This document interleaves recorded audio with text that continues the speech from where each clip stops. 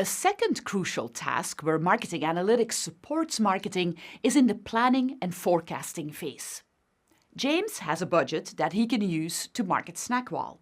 He has identified a target audience, but now he needs to come up with a marketing plan. And he needs to make sure that he makes the best possible use of his budget. On top of that, his management would like to get a sense of the expected sales. There are a few things James needs to consider in his plan. First, he needs to select the platforms he will use to advertise. James believes that social media would be great, but he needs to decide which platforms to include.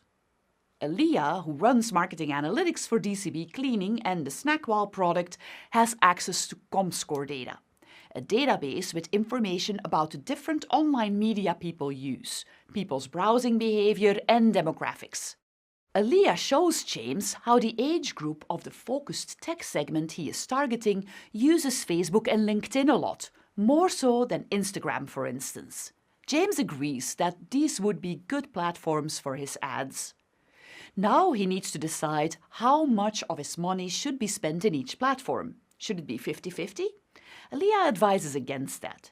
She shows James how, based on the company's advertising experience, they found that Facebook tends to be cheaper if you target your ads well, or in other words, if you put the right message in front of the right people. But she's also found that LinkedIn helps to generate awareness among professionals, even if they see less sales coming from the ads directly. They tend to create good leads.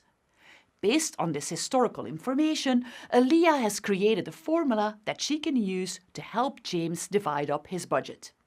James ends up putting 70% of his ad budget in Facebook and 30% in LinkedIn. Now James has one more step to take.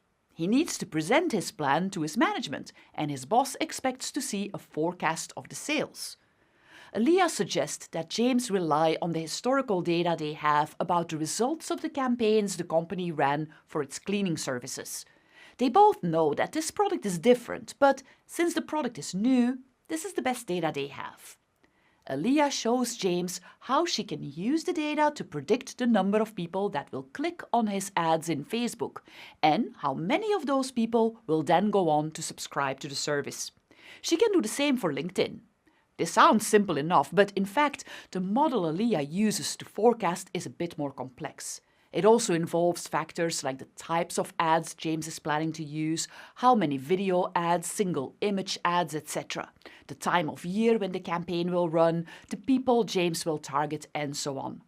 All of this information helps Aaliyah build a better model to help James forecast the sales for Snackwall. As you can see from this example, data and analytics play an important role in the planning and forecasting phase. Of course, James could decide how to spend his budget without using analytics, but the more data and information James uses to plan, the better his strategy will be. Aaliyah used what the company learned from the past, and that helps James to build his marketing approach and forecast sales.